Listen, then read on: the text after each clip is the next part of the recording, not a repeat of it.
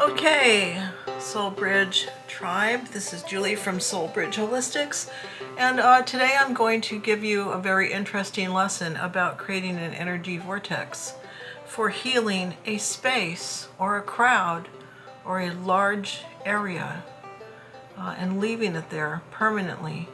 So we're going to be using Cho-Ku-Rei, which is part of Reiki. So of course you're going to go through all of the things that you would need to do a healing, which is grounding, running your energy, putting your aura around yourself, sealing it off, calling on your energy assistants, which in this case would be the masters if you're doing the lineage for Reiki, your healing guides, your angels. Have your team with you when you're doing this, because we are working with white light, we're working with cosmic universal energy, we're channeling that Rei, Ki, Chi, or Ki. It's spelled C-H-I-K-I or Q-I. Prana, I've heard it called that also.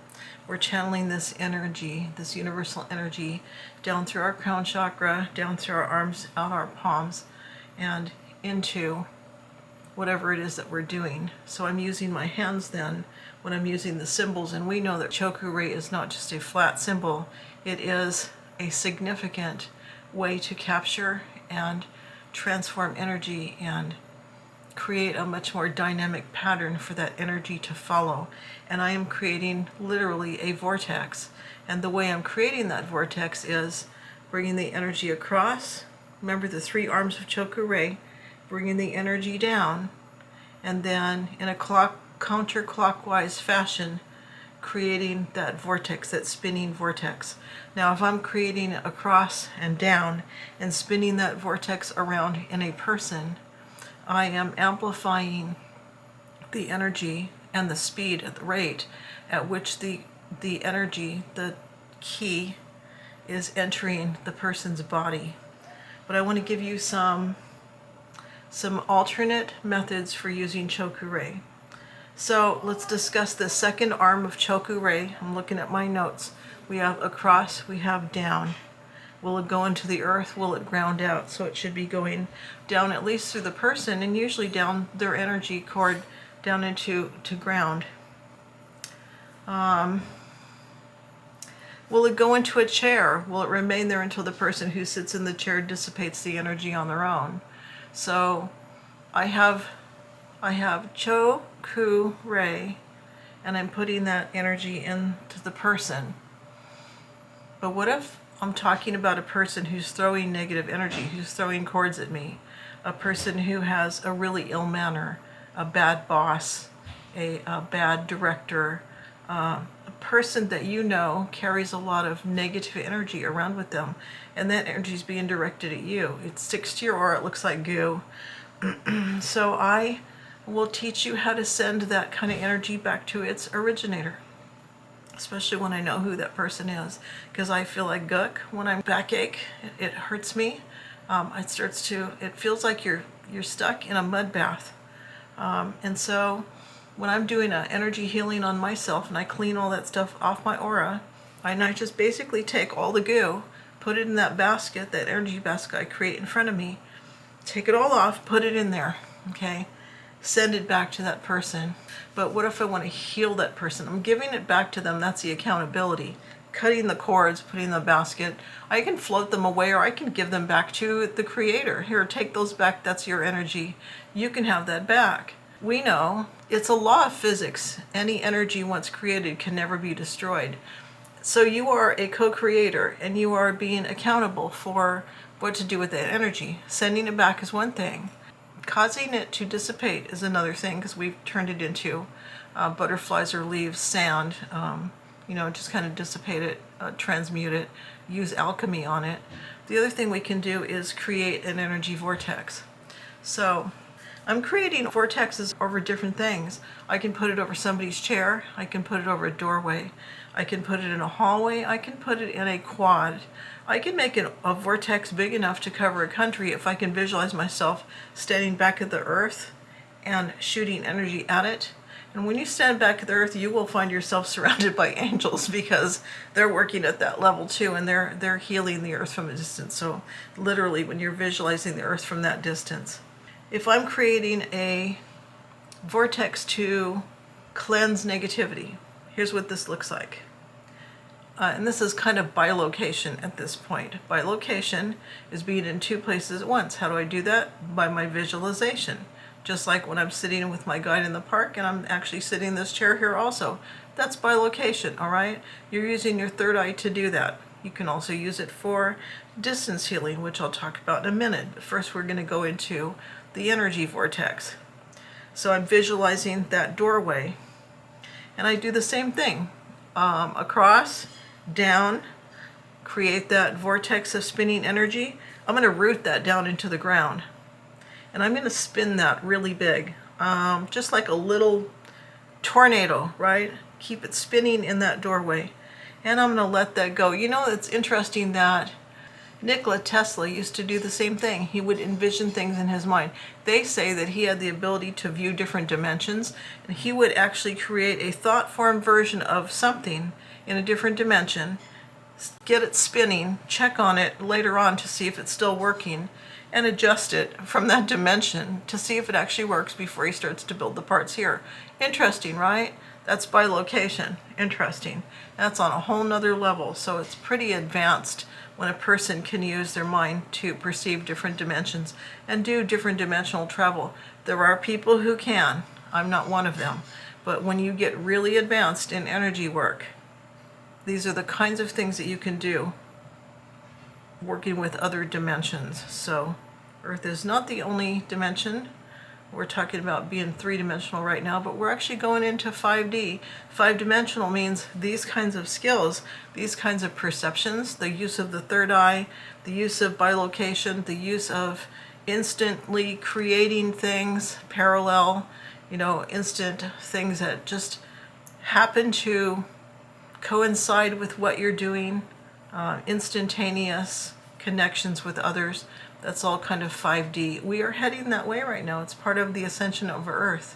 And so what I'm preparing you for is these greater abilities that we're going to be having, and learning to heal, learning to use energy is very much in alignment with that.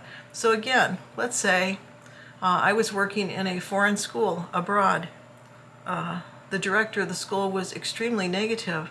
There was a lot of hostility, a lot of scared employees, parents who were upset because they've put their kids in a private school and the director's a dictator. Some very bad energy there. So I decided to leave them a couple of gifts. I left one in the play yard, and I left one right in the main lobby, or near the desk, the check-in desk, where everybody stands.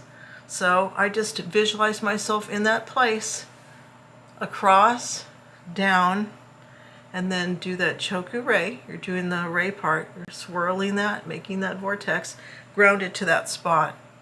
I decided that I'm going to make it about 4 feet, 5 feet wide, and go all the way up to the ceiling so that it's a really big vortex.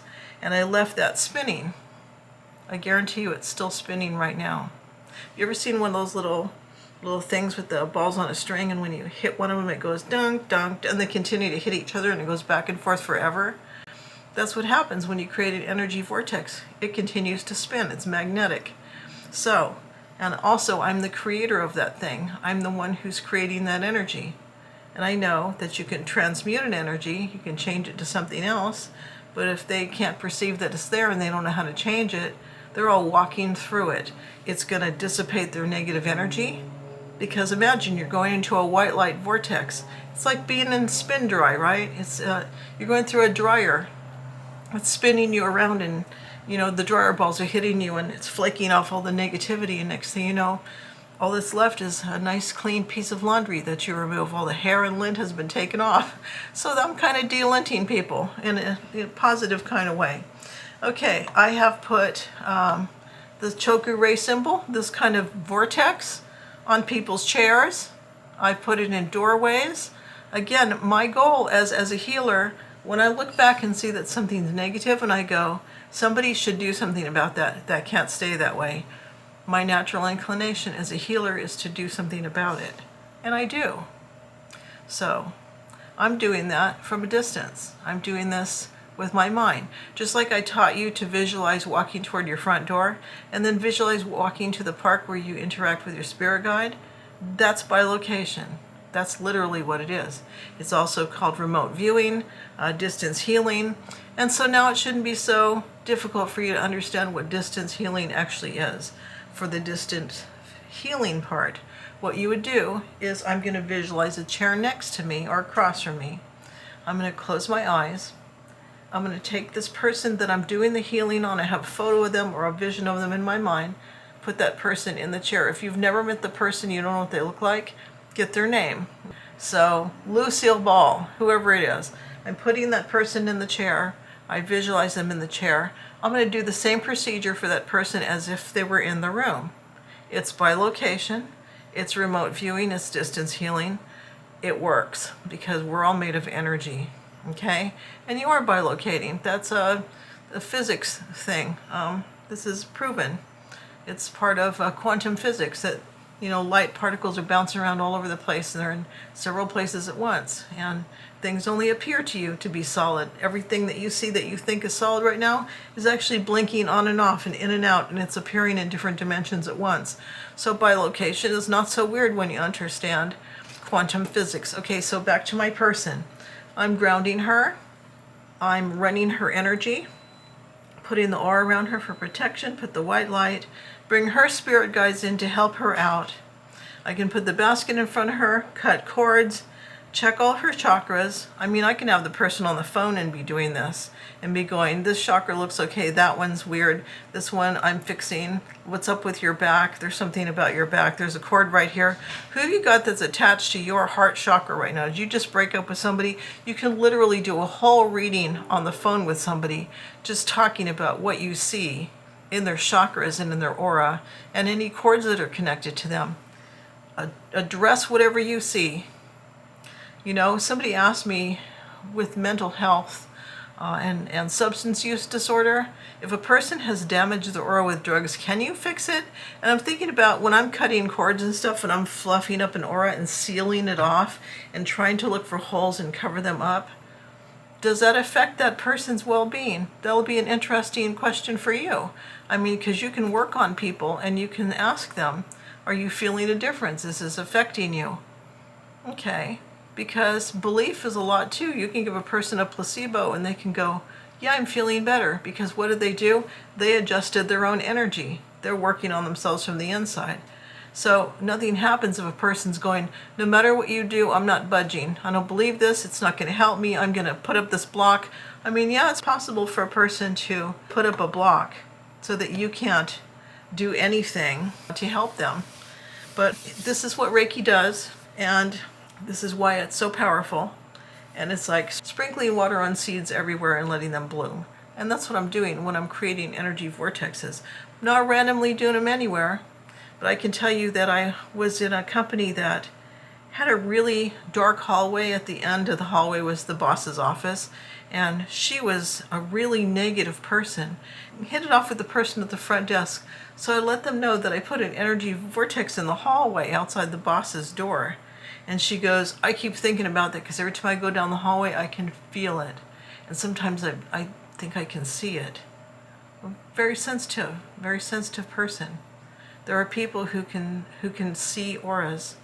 Some people feel them as heat and temperature or sensation, textures, like I do. Some people can see them with their third eye as color, like I can see colors more with my third eye than I can by just trying to look at them. Some people say you can look at the edge of a person and make out, if you blur your vision, you can make out the colors of the aura. I think you're still using your third eye to do that.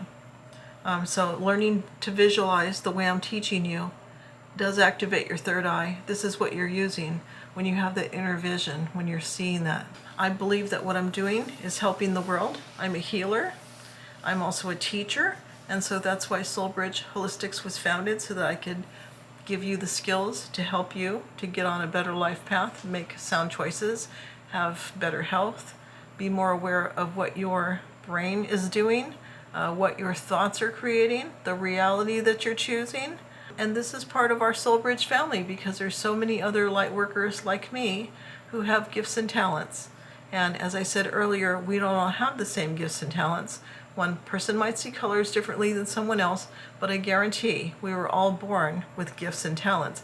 If you're not sure of what yours are, go back to my video on the ephemeris.